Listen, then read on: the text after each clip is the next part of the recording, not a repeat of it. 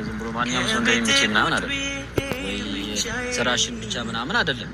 አፍቅሬሻለሁ በቃ ፍቅር ይዞ እንዲህ ነው እንድትይሳን ፍቅሩ እንድትቀበል ነው።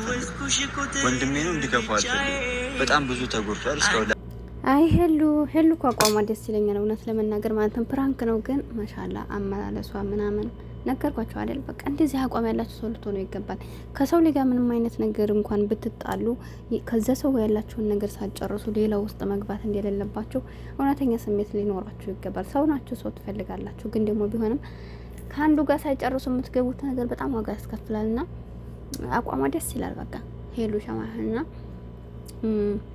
በዛ ላይ ከቢኒ ጋር እንግዲህ ሳምንታቶች አለፏቸው አይደለም ከተጣሉ። ነገር ግን እስካሁን ድረስ ምንም ጭምጭምታ የለም፣ ምንም ነገር የለም፣ ወሬ የለም፣ እንዴት ነው የለም፣ ምን የለም። በቃ ችግራቸውን በቃ መፍታት እስከሚችሉ ድረስ ራሳቸው በራሳቸው እየተደማመጡ ነው ያሉት። እና እንግዲህ ታርቀውም ከመጡ እና ያለነ ሁላችንም እንጠብቃል በጉጉት።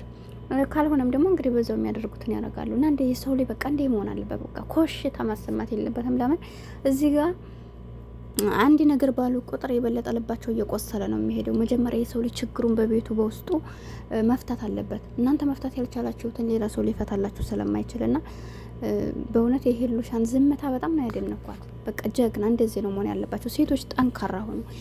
ጥንካሬ ከሌላችሁ ከጠንካራ ሰዎች ተማሩ። እስኪ ጠንካራ የሆኑ ሴቶችና ጠንካራ ያልሆኑ ሴቶችን እዩዋቸው። ማንኛው ነው በቃ የሚመቻችሁን አክት መያዝ አለባችሁ። ባትሆኑ እንኳ ግን በራሳችን ኮንፊደንስ ሁልጊዜም ጠንካሮች መሆን አለብን። አሰላሙ አለይኩም ወራህመቱላሂ ወበረካቱ። ውድና የተከበራችሁ የቻናል ቤተሰቦች እንዴት ናችሁ? ደህና ናችሁ ወይ? እኔ ያለሁ አልሐምዱሊላህ። ሰሞኑን እንግዲህ በሄሉሻ እየሰራሁኝ አይደለም፣ ጣፍቻለሁ። ይሄን ሁለት ቀን መሰለኝ እና አሁን ላይ ደግሞ ዛሬ ደግሞ ሌላ በጣም ሻንጥሶ ጆሲ አፍቅሮሻል። ስራሽን ብቻ ሳይሆን ሁሉ ነገርሽን ስላፈቀረው ተቀበይው፣ ካልተቀበልሽው ደግሞ ወንድሜ ይጎዳብኛል።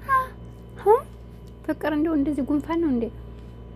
አንድ ሰው ስለወደደ ብቻ ለአንድ ሰው መሆን እንደማይቻል እንዲሁም ደግሞ በሴከንድ ውስጥ የሰው ላይ ታችኋል። እንግዲህ ሲገናኙ ሰላምታቸው ነው ራሱ እንደ ጆሲ አቅፋ አይደለም ሰላም ያለችው፣ እንደዚህ በርቀት ነው የተሰላለሙትና እንዲህ አይነትን ሰው እንዴት ፍቅሬን ትቀበለኛለህ ብሎ የሰው ልጅ ሳይላመድ ምን ሳይ ምን አይነት ጥያቄ ነው? እንደውኛ መጫወቻ ነን ማለት ነው እና ማለት ነው።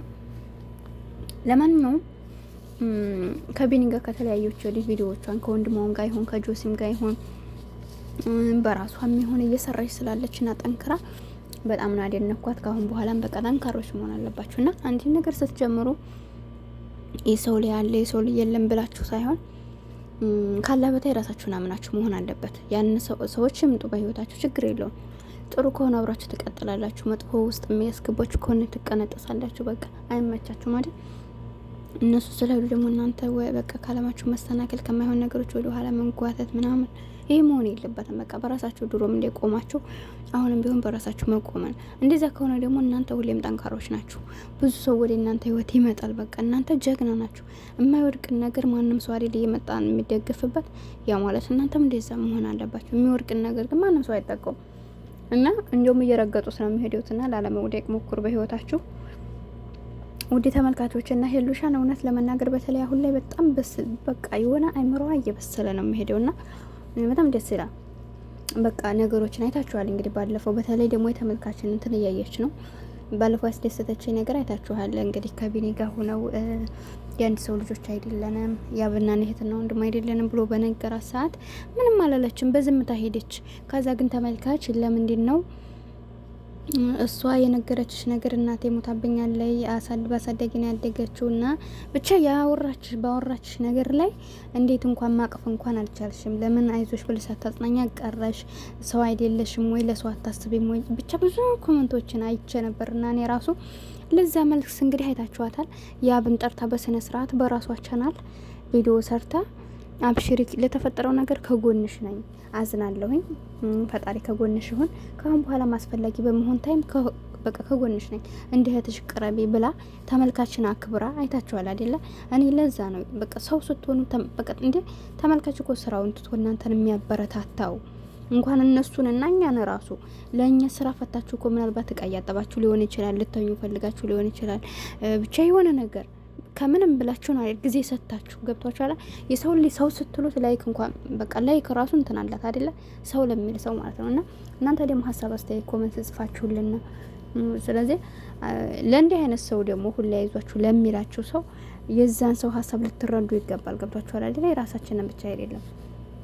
እና ተመልካቾችን አክብራ በተመልካቾች እንግዲህ እንደዛ ስላሏት ያብን አቅርባ እኔ ስለሌለሁ በህይወትሽም ካሁን በኋላ ወደ ኋላ መቅረት የለብሽም። አስፈላጊ ከሆነ ከኔ ጋር፣ አስፈላጊ ካልሆነ ደግሞ በራስሽ ጀግኝ። በቃ የምፈልጊውን ነገር መስራት አለብሽ። ከዩቱብ መጥፋት የለብሽም። ጠንካራ ሁኒ፣ በትርፍ ጊዜሽ መስራት አለብሽ ብላ በረታታ በእኛ ፊት እንግዲህ ቪዲዮዋን በራሷ ቻናል ሰርታላት በርቺ፣ ከምፈልጊው ሰው ጋር ስሪ።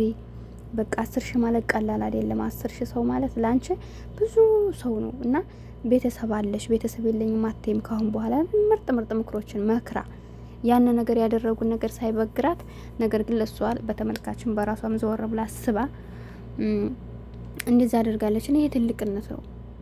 እና አንዳንድ ሰዎች ደግሞ ተመልከት ነው ወላሂ ዛሬ የታችሁ ከሆነ ከሄሉና ያብን አይታችኋቸዋል አይደል? እና እኔ እስከ ዛሬ ሄሉ ያብ አጥፍቶ በነበረበት ታይም ላይ ብዙ ተመልካቾች ሄሉ ይቅርታውን ተቀበዩ እያልን ሁላችንም አንድ እድል ስጩ ስንል ካርመን አንድ እድል እንደሰጣቸው እሷ ትናንትና ከሉል ጋር ቆማ ተገንታለች በተባለ ተልካሻ ሰበብ እንግዲህ አይታችኋል። ዛሬ ላይ ፍቅረኛውን አምጥቶ ልቧን ስብርብር አድርጎ ሄደ። ጥፋት ቢኖርባትም ቢያንስ ከሷ ጋር አይመለስ። ነገር ግን ትናንት ያጎረሳችሁን እጅ መንከስ የለባችሁም። ማዘሯን እንግዲህ ከአንዴ ሁለት ሄዶ ተንበርክኮ ለምኖ ማዘሯን ልጇን አስከፍታ ሄሎ አይታችኋታል እያለቀሰ የነገ ጧት ዋስትና የለኝም እናቴ ይቅርብኝ ካሁኑ ብትላት ለነገውን ያለው ችግር የለውም አምነዋለሁ ምንም አያረግሽም ብላ አስታርቃ በአባቷ ፊት እንግዲህ አይታችኋል። ስንት ነገር አድርገው ዛሬ ላይ ግን እሱ ቃሉን ጥፍ አድርጎ ይኸው ከድሮ ፍቅረኛው ጋር ተመልሷልና ከሄሉ ይልቅ ነው የምትሰበረው እናቷ ናት። የእውነት ነው የምላችሁ ገብቷችሁ አይደል? አንዳንድ ጊዜ በህይወታችሁ እናንተ ብቻ ስትወስኑ ችግር የለውም ህሊናችሁና እናንተ ናችሁ እንትን የምትሉት። ነገር ግን ሰው ገፋፍቷችሁ የገባችሁበት ነገር በጣም ያማችኋልና እንግዲህ ሄሉ እናት በጣም ነው የምትናደደው። ለምንድነው እንደዛ ፈራለሁ ለነገ ዋስትና የለኝም እናቴ ተይኝ ባቃኛል እያለች ምንም የበቃ ነገር የለም ገና እየጀመራችሁ ነው። እሱም ደግሞ ያስተካክላል ብላ ስንት መክራ ዶልታ እንደዛ አስታርቃቸው አምነዋለሁ እየተባለ ስታምነው ቢያንስ አጥፍታለች ልጅሽ እንዲህ ብላለች እና ለህር ነው እንኳን ብሎ ቢነግራት ችግር የለውም። ነገር ግን ያች የተጣሉባትን ፍቅረኛውን አንጥቶ እንግዲህ አይታችኋል። እወድሻለሁ፣ አከብርሻለሁ እስከዛሬ ለገፋውሽ ነገር በጣም ይቅርታ አድርግልኝ እና እናንተ ቢያንስ እናት አባት ውስጥ የምትወስዱትን ነገር ወቁን። መጫወቻ አይደለም አይደለ እንዴ? ክብር የሚባል ነገር አለ። እንዴት ነው እናት አባትን እንደዚህ የምንዋሸው በዚህ ልክ ማለት ነው? እና የሰው ላይ እንዴት ተለያያችሁ አቀሩ? ትናንት እንዴት ተጣላችሁ አንቀርም ብላችሁ በቤተሰብ ታርቀህ ዛሬ ላይ ግን እናት አባትን አስከፍታ መሄድ በጣም ያሳፍራል።